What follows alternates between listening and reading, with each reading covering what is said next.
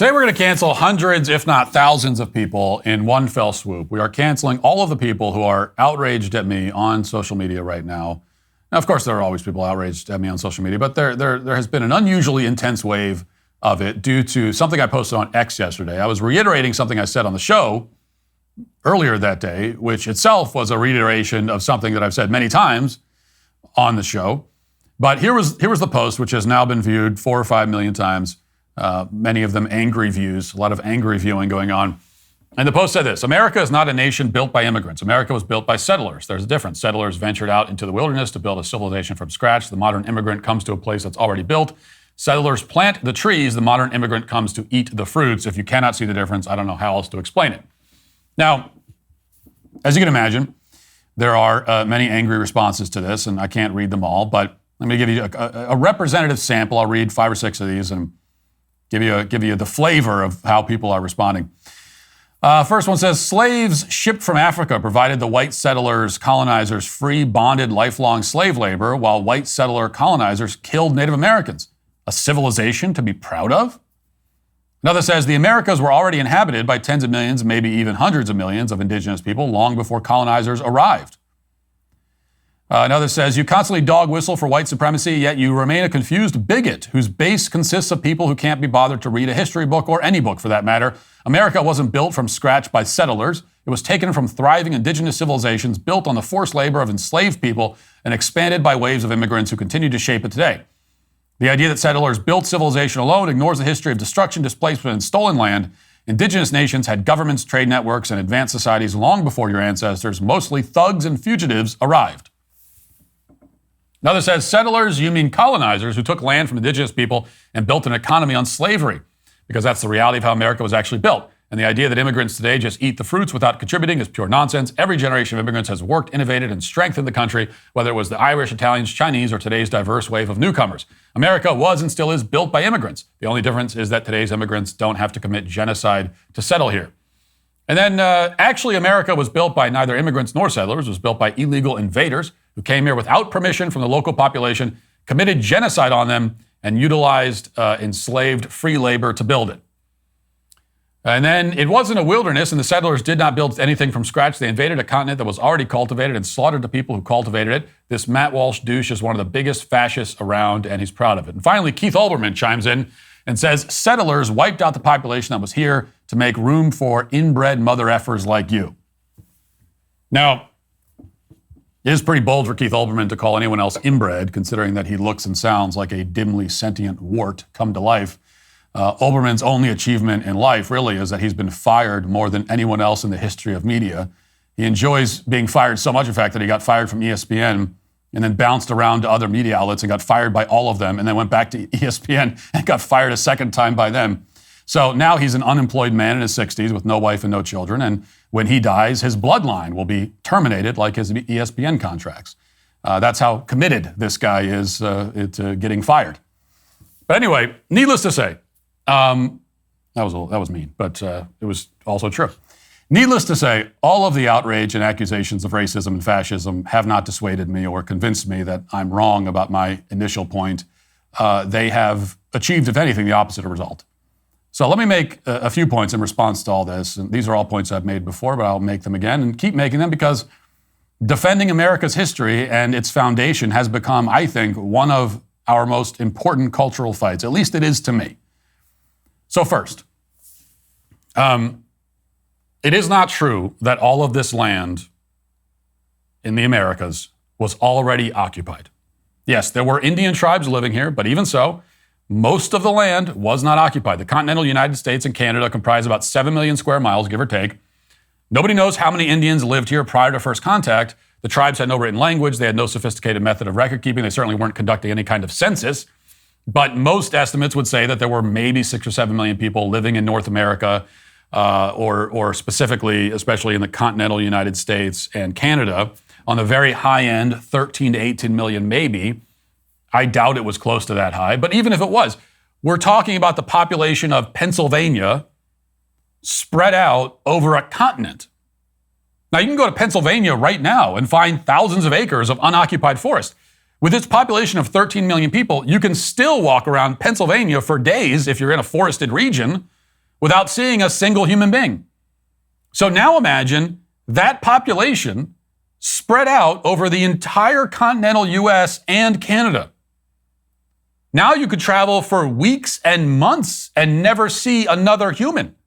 History, economics, the great works of literature, the meaning of the U.S. Constitution. Did you study these things in school? Probably not. Or even if you did, maybe it's time for a refresher. Time and technology have changed a lot of things, but they have not changed basic, fundamental truths about the world and our place in it. That's why I'm so excited that Hillsdale College is offering more than 40 free online courses in the most important and enduring subjects. You can learn about the works of C.S. Lewis, the stories in the book of Genesis, the meaning of the U.S. Constitution, the rise and fall of the Roman Republic, or the history of the ancient Christian church with Hillsdale College's online courses, all available for free. That's right, for free. I personally recommend you sign up for Marxism, Socialism, and Communism. This brand new online course is unlike anything Hillsdale has produced before. Over the course of 6 documentary-style episodes, you'll hear from Hillsdale professors of history, politics, and economics as they look at Marx's life and writings, the misery and brutality in the Soviet Union, the atrocities of communist China, and the proliferation of cultural Marxism in America. Go right now to hillsdale.edu/Walsh to start. It's free. It's easy to get started. That's hillsdale.edu/Walsh to start. hillsdale.edu/Walsh. The point is that the vast majority of this land was not occupied. Almost all of it was not occupied. Almost all of it was empty of human life. Nobody was living in it. Nobody was using it. This side of the world was mostly empty of human life. Now, does that mean that all of this land was unclaimed? No, not exactly. Most of it had been claimed by some native tribe or another. But what does that mean? Well, let's take a look at one example, okay? Let's use actual examples. The Cherokee, for instance. By the beginning of the 16th century, the Cherokee claimed an incredibly vast swath of land that would include modern-day West Virginia, Kentucky, Virginia, North Carolina, Tennessee, South Carolina, I think Georgia and Alabama too. So that's like 30 or 40,000 square miles. Okay, that was Cherokee land. There were only maybe 20 or 25,000 Cherokee people total. That's about 2 square miles of land per individual. That's like if half the population of Scranton, Pennsylvania claimed that it owned 7 entire American states. Now, it's absurd. So when we say that it was Cherokee land, all we mean is that a very small primitive tribe had driven out or killed whichever group was there before and announced that it owned an absurdly huge slice of land. A white settler could have been a 2-week journey away from the nearest Cherokee, and yet he was still on Cherokee land.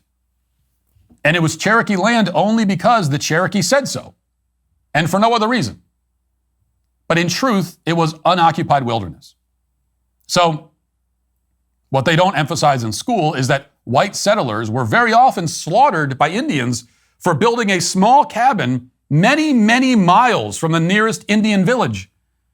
And yet somehow we're supposed to see the white settlers as the bad guys in that scenario. Second, these settlers were not illegal invaders. They were not illegally taking possession of anything. The word illegal implies the existence of laws and government. And while the Indians had customs and rules within the tribes, and in some cases even a form of government, the only law that determined the boundaries of their land was the law of conquest.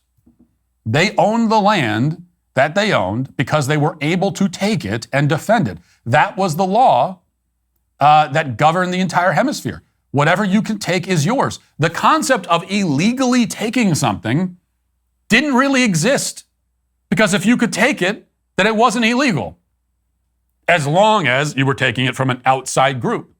Now, they may have had laws or rules against stealing from somebody within your tribe, but if you're taking something from another tribe, as long as you can take it, it's yours by definition. This is how the Indian tribes operated. It's how they lived. It's how they determined who gets what and which land belongs to which tribe. The settlers entered into that fray, into the ongoing game of war and conquest. They didn't start it. They didn't invent it. They didn't introduce it. They entered into it. They became one party involved in that eternal struggle, just as they didn't invent or introduce slavery or rape or pillaging and so on. All of that was happening long before they arrived, and it was happening much more often and in a much more brutal form most of the time. Third, finally, to answer a question posed in one of the comments I just read, is our civilization one that we should be proud of, even in spite of its history of conquest?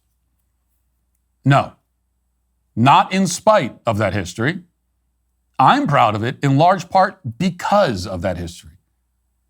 It is one of the great triumphs of all time that our forefathers had to first conquer an ocean in order to then land on a giant mass of uncharted wilderness filled with untold dangers and wild beasts and, yes, primitive warring tribes, many of whom practiced human sacrifice and cannibalism, and who, if they captured you, would torture you for fun and rape your wife and children before killing you, maybe eating your internal organs and taking your family as their property. And yet, in the face of those unimaginable horrors, our forefathers and ancestors conquered this entire hemisphere and settled it and single-handedly dragged it out of the Stone Age and built from the wilderness the greatest civilization the world had ever known. Am I proud of that? Yes, I am.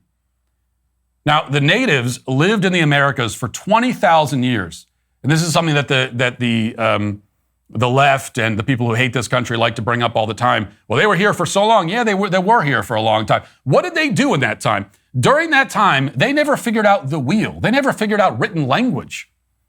Most of them progressed hardly at all over the course of 200 centuries. They were still eating each other and living in tents, many of them. The great tribes of Mesoamerica had advanced the most, and by that I mean they had caught up to the ancient Egyptians by the time that the conquistadors showed up. They were building pyramids at a time when Europeans were using the printing press.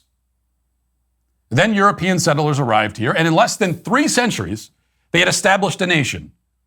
In another 70 or so years, that nation would stretch across the entire continent from one ocean to another. In another 50 years, they'd be digging a giant trench through the earth to physically connect one ocean to the other. At the same time, they would be building vehicles that can fly through the air. In another few decades, they'd be walking on the surface of the moon. Okay, these settlers took a wilderness sparsely inhabited by hostile Stone Age natives, and in a matter of a few centuries built the greatest, most advanced, most globally dominant nation the world has ever known. Am I proud of that? Oh, yes. I am very proud of that. And I will always be proud of that. And I will never apologize for it. Period.